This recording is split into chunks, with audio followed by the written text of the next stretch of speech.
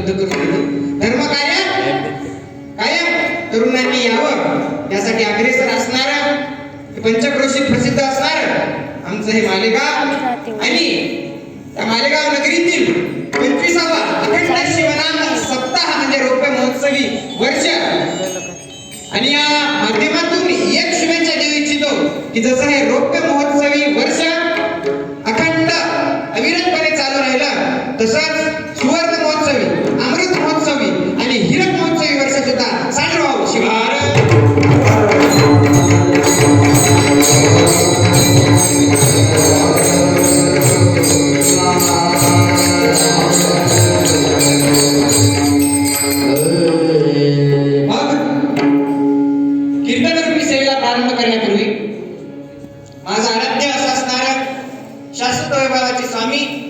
आशुतोष अखिलेश भगवान शिव, या ग्रामाचं ग्रामदैवत असणार महारुद्र हनुमान भगवान, अपरंपार भगवान, तसेच वीरशैव धर्माची स्थापना करणारे रेणुकादी पंचाचार्य, प्रसाराच्या माध्यमातून हा धर्म देशामध्ये वाढवण्याची ज्यांनी प्रक्रिया केली असे बसवादी शरण, मन्मथादी संत, मन्मथे रचलेला पाया लक्ष्मण खालासे कळस या उक्तीप्रमाणे त्यांनी या संप्रदायामध्ये भरदास्त प्रसादावर कीर्तन कोणाचा अभंग असतो महाराज लक्ष्मणाचा असं करून ठेवलं. असे शिवसंत वैराग्य मूर्ती संत श्रेष्ठ लक्ष्मण महाराज ज्या महापुरुषानं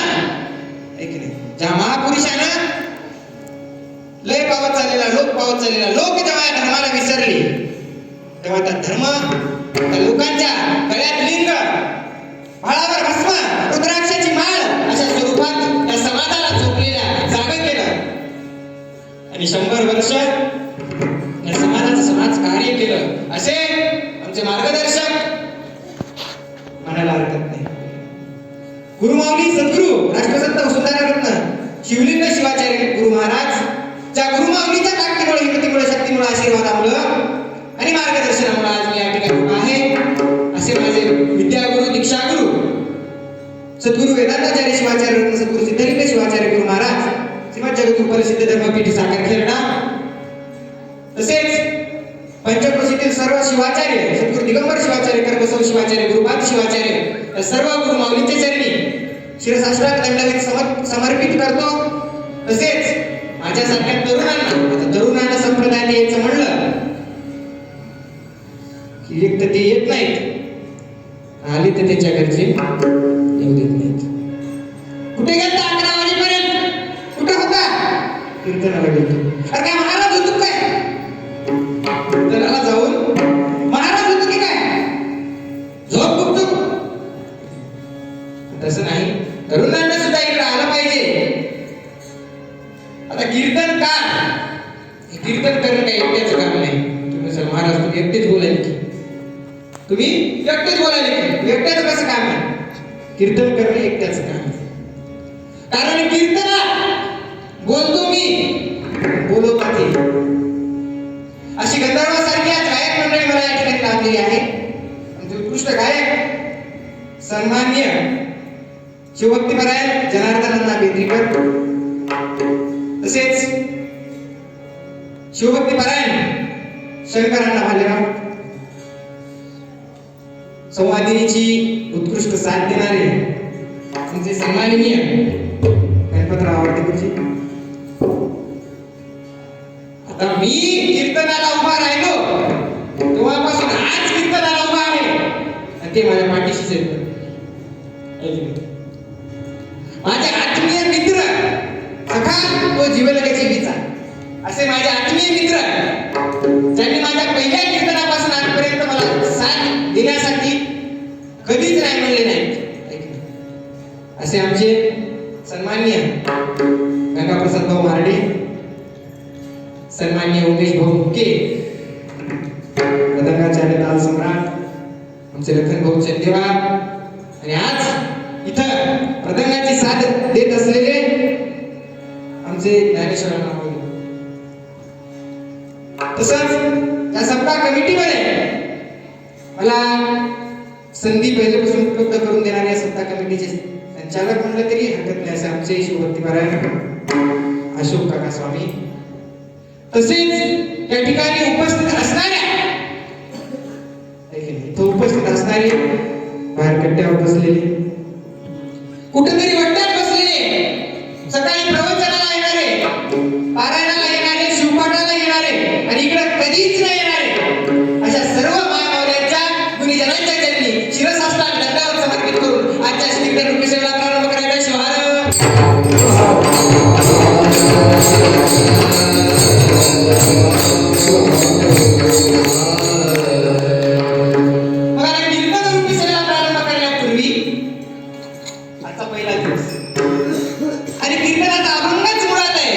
शिवनाम प्रेमे घ्यावे, म्हणून शिवनाम सुरुवातीला घ्यायचं. म्हणून ओम नमो सदाशिव. ओम नमो सदाशिव.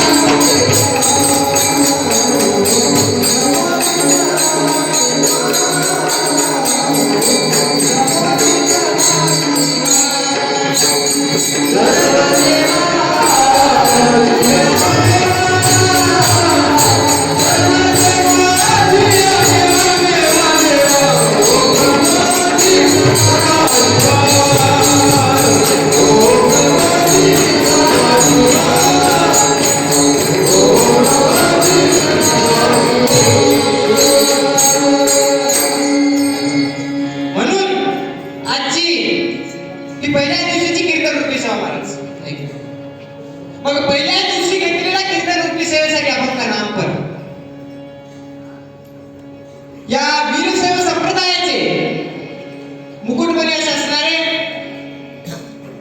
वैराग मुकुटमणी शिवसंत लक्ष्मण महाराज यांचा 4 चरणांचा नामपर प्रकरणातील अभंग, या अभंगाच्या माध्यमातून लक्ष्मण महाराज सांगतात शिवनाम घ्यायला सांगतात. आणि आपला कोणता यज्ञ? अखंड शिवनाम यज्ञ. म्हणून अखंड शिवनाम यज्ञामध्ये पहिल्या दिवशी नामपर का घेतला? अभंग नामाचा का घेतला? कुठला घ्यायचा होता? 5000 का 1000 अभंग एक किंवा महाराज, मग कुठला अभंग का घेतला नाही? नामपर अभंग का घेतला? नामपर अभंग याच्यासाठी घेतला की आज पहिल्या दिवशी इथे येणाऱ्याला कळलं पाहिजे की आज येऊन आजच्या पुढचे येणारे 7 दिवस 8 दिवस आपल्याला इथं काय करायचंय आणि काय केल्यानंतर मोक्षाची प्राप्ती होणार आहे हे सांगण्यासाठी आजचा नामपर अभंग शिवाय.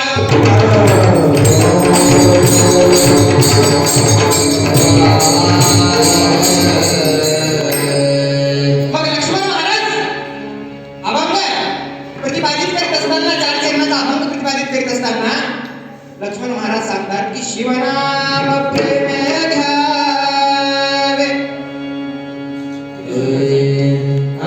किती सुंदर सांगितलं.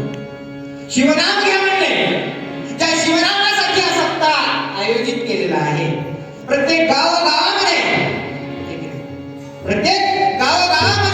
हा सप्ताह आयोजित करतात.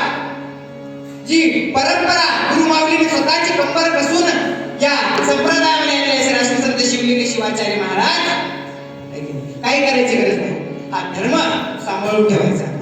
त्यांनी जी रचलेली परंपरा आहे ती परंपरा पुढे नेण्याचं काम तुम्हाला आम्हाला करायचं आहे. आणि त्यासाठी किती सोपा उपाय, सोयीस्कर उपाय देऊ लागले. कोण देऊ लागले? लक्ष्मण महाराज अभंगाच्या माध्यमातून सांगू लागले की शिवनाम प्रेमे घ्यावे. शिवनाम प्रेमे घ्यावे. याचा शब्द आला प्रेम. प्रेम. आता प्रेमाचे खूप प्रकार आहेत. प्रेमाचे खूप प्रकार आहेत. जसं गुरुचं शिष्यावरती प्रेम, गुरुचं शिष्यावरती प्रेम असतं, शिष्याचं गुरुवरती प्रेम असतं. गुरुचं शिष्यावरती प्रेम असतं, शिष्याचं गुरुवरती प्रेम असतं, देवाचं भक्तावरती प्रेम असतं, भक्ताचं देवावरती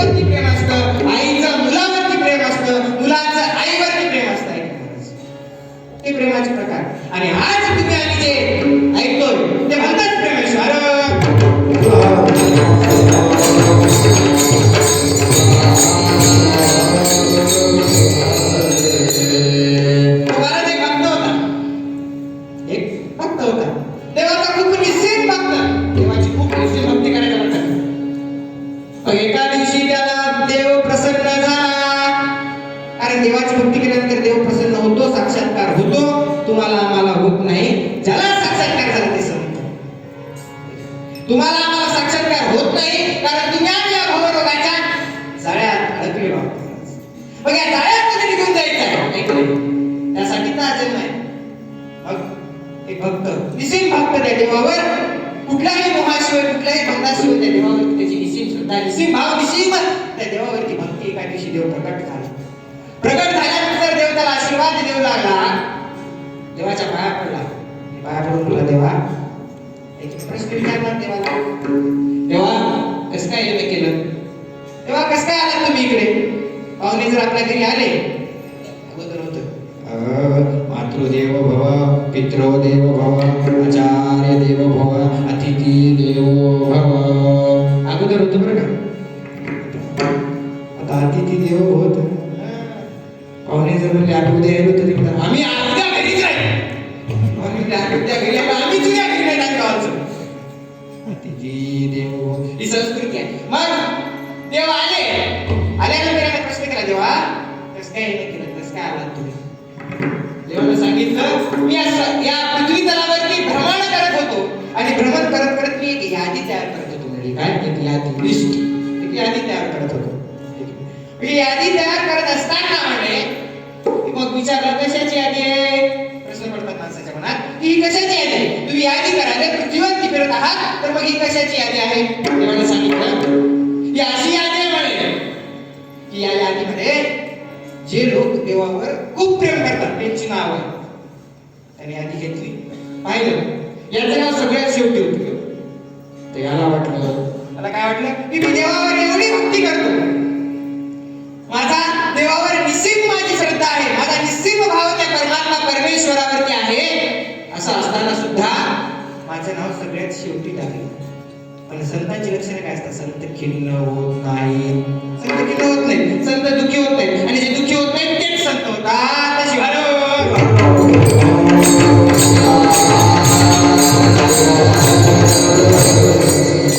मग त्यांनी ती लिस्ट पाहिली आणि त्याला काहीच वाटलं नाही. देव गेले. केल्यानंतर परत दुसऱ्या दिवशी देव स्वप्नात आले. परत दुसऱ्या दिवशी देव स्वप्नात आले. याला वाटलं काय उपचार होतो? लोक देवाच्या मागं मागं लागले, देवाच्या मागं मागं लागले, देवाला पोटाळून धरून बसू लागले, आहे की नाही? तरी देव भेटेना. कुठे आहे तो महादेव? कुठे आहे म्हणजे महादेव? कुठे आहे तो परमात्मा? कुठे आहे तो शिव? कुठे आहे तो शंकर? म्हणू लागले की नाही? बरोबर. मग लोक जर दररोज शोधू लागले आणि दररोज शोधत असताना लोकांना तो देव भेटत नाही. नाही दिसला देव मंदिरात, पाहिला भजनात मंदिरात देव दिसला नाही, भजनात देव पाहिला. मग त्याच्या स्वप्नात रोजच यायला देव, काल याला स्वप्नात दुसरी माणसं येतात, स्वप्नात दुसरे माणसं येतात, पण देव नेहमी येतच नाही. आमच्या स्वप्नात तर देव येतच नाही. कारण स्वप्न कसे असतात? स्वप्न कसे असतात? जे दिवसभरात त्या गोष्टीचा विचार करतो ते आपल्या स्वप्नात येते. मग आपण दिवसभर काय परमेश्वराचा परमात्म्याचा विचार करतो का? फलाना पप्प्या कुठे गेलं होतं? पप्प्या कुठे गेलं होतं? पप्प्याचा बाप 11 वाजले अजून घरी आला नाही, हे आपले विचार. मग स्वप्नात तेच आहे ना. पण संतांना ध्यान कुणाच असतं? संतांना ध्यास कुणाच असतो? कुणाच असतो? त्या परमेश्वराचा. तो ध्यास पुन्हा परमेश्वर त्याच्या स्वप्नामध्ये आले. स्वप्नामध्ये आल्यानंतर पुन्हा एक यादी होती त्यांच्याकडे, पुन्हा एक यादी, दुसरी यादी. याने विचारलं की देवा ती दुसरी यादी कशाची आहे? पहिली यादी तुम्ही काल करून गेला, ही दुसरी यादी कशाची आहे? म्हणजे दुसरी यादी आहे मी पृथ्वीवर भ्रमण करून देव त्याच्यावर प्रेम करताय अशा लोकांची यादी करतो. त्याला वाटलं देवावर जे प्रेम करतात त्या यादीत माझं सगळ्यात शेवटी नाव आहे. आता ही यादी कशाला बघायची? ही यादी कशाला बघायची? तर माणसाचा स्वभाव आहे बघू नको, करू नको, तेच करणार. आणि जे कर म्हणलं मी काय तो नोकर आहे, मी काय तुझा नोकर आहे. त्याला म्हणले देवाने यादी केली. देव गेल्याच्या नंतर यांनी यादी उचलली. भक्त होता, संत होता, पाहिलं याला वाटलं पहिल्यांदा नाव खाली होतं, आता वर बघ, आता आपलं खाली असं नाही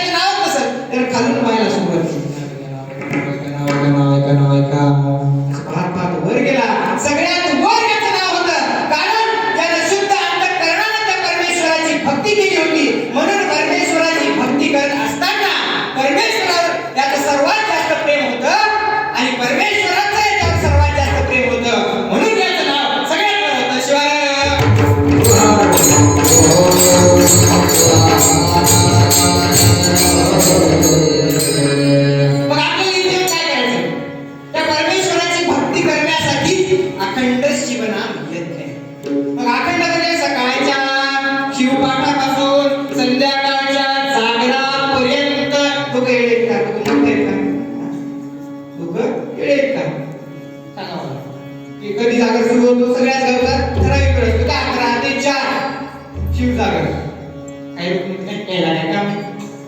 काही लोक काय म्हणतात यायला काय काम आहे? टाळ फुटायचं जागर करायचं असं एक म्हणायचं असं नाही त्या परमेश्वराला जवळ करण्यासाठी साधन केलं मनमत माऊली कामांना सांगू लागले भवरोग जायचे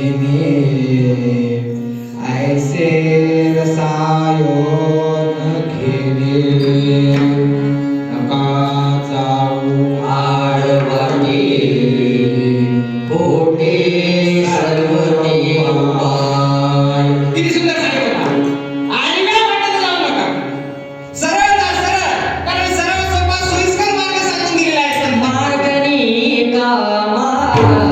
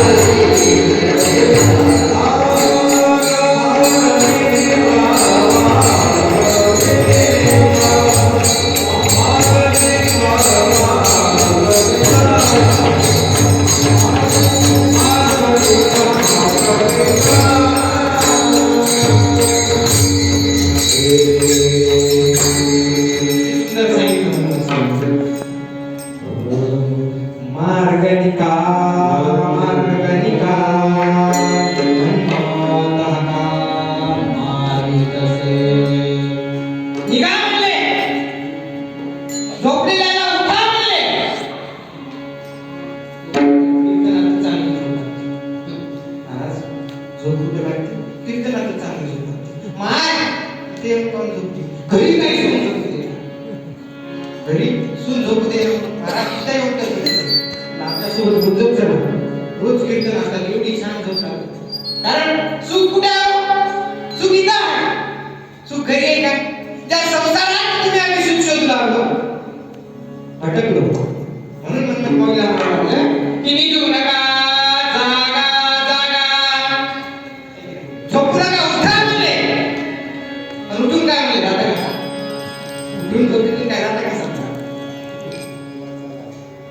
म्हणून मौली सांगू लागले की निघू नका जागा जागा आपल्या स्वधर्माने राहा त्यापुढेही जाऊन कुठेतरी संताला वाटलं की नाही आता धर्म संकटात आहे धर्माला ग्लानी आलेली म्हणून म्हणले निघू नका जागा जागा पुढे आहे बहु दगा म्हटले निघू नका उठा कारण पुढे दगा आहे आणि हा दगा सावरायचा आहे तर आपल्या समाजाला एक होण्याची गरज आहे संतांच्या किती म्हणजे संतांच्या बुद्धीमध्ये कायम हेच होतं समाज एका ठिकाणी यावा समाजाचा उद्धार व्हावा मला सांगा संतांना आचरण माहित होतं बरोबर आहे संतांना आचरण माहित होतं म्हणून माऊलीला माहित होतं की कपाळावर भस्म लावायचा आहे गळ्यात लिंग घालायचं आहे रुद्राक्ष घातलं पाहिजे शिवदीक्षा घेतली पाहिजे गुरुकडून अनुग्रह घेतला पाहिजे म्हणून स्वामीला लक्ष्मण आदी संतांना माहित होतं नाही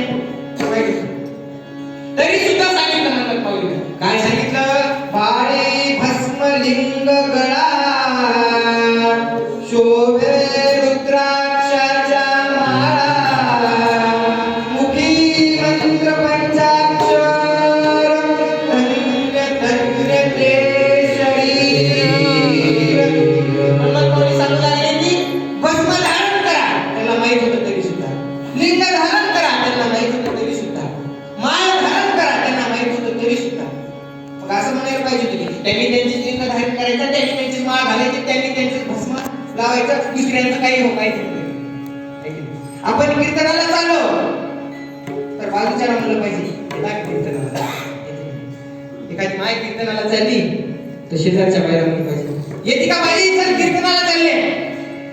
आपल्या इकडे तिला पता जात नाही, तिला कळून द्यायचं नाही आम्ही कीर्तन दुसऱ्या दिवशी कीर्तनाला का लागलो ती म्हणते तू आवाजच दिला नाही शिवाय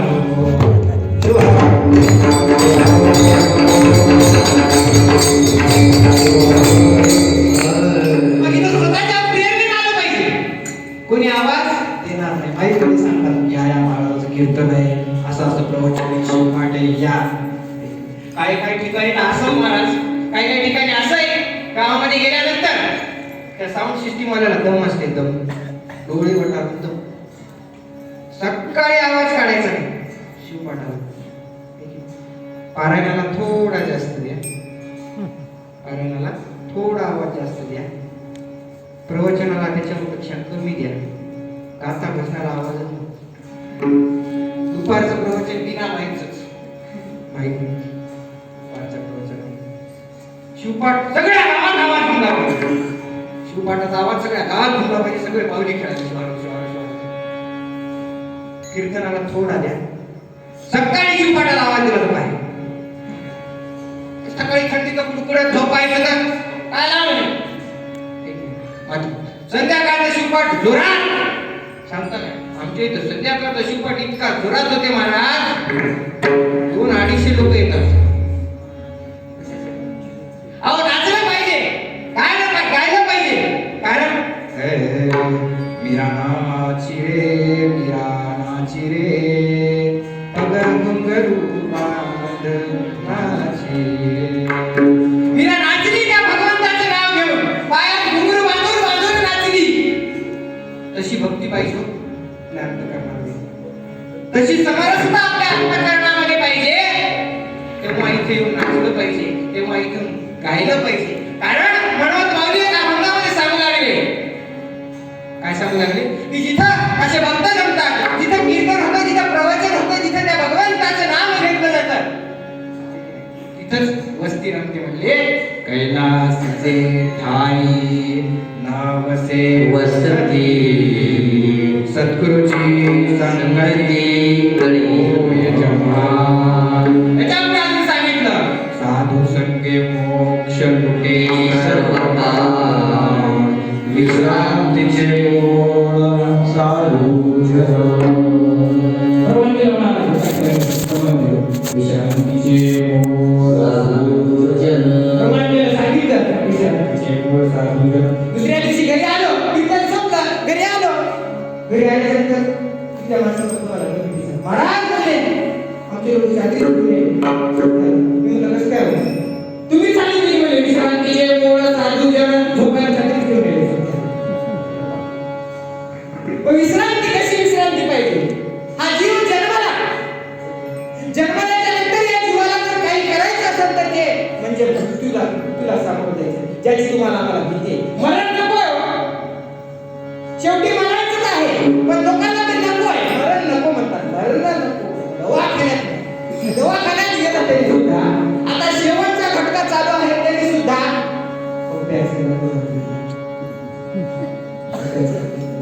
तू निघ, कारण मृत्यू साठी माणसाला जन्म झाला. पण या मृत्यूला जन्माला दिल्यानंतर आयुष्य, ते आयुष्य जगायचं आहे, ते आयुष्य करायचं आहे. आणि ते कसं करता येईल ते सांगण्यासाठी लक्ष्मण महाराजांचा अभंगाचा पहिलं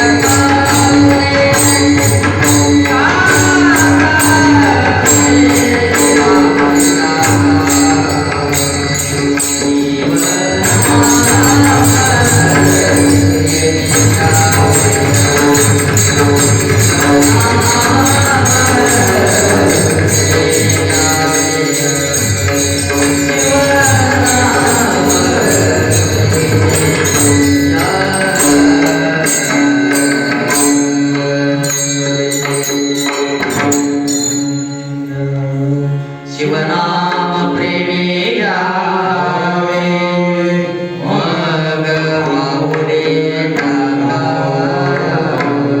किती सुंदर सांगितलं. प्रेमाने घ्यावे त्या प्रभूचं नाव. कुठलंही काम करण्यापूर्वी लक्ष्मण महाराज सांगतात, कुठलंही काम करण्यापूर्वी, कोणत्याही कामाला जाण्यापूर्वी घेऊन तर पहा काय चाललंय आपलं.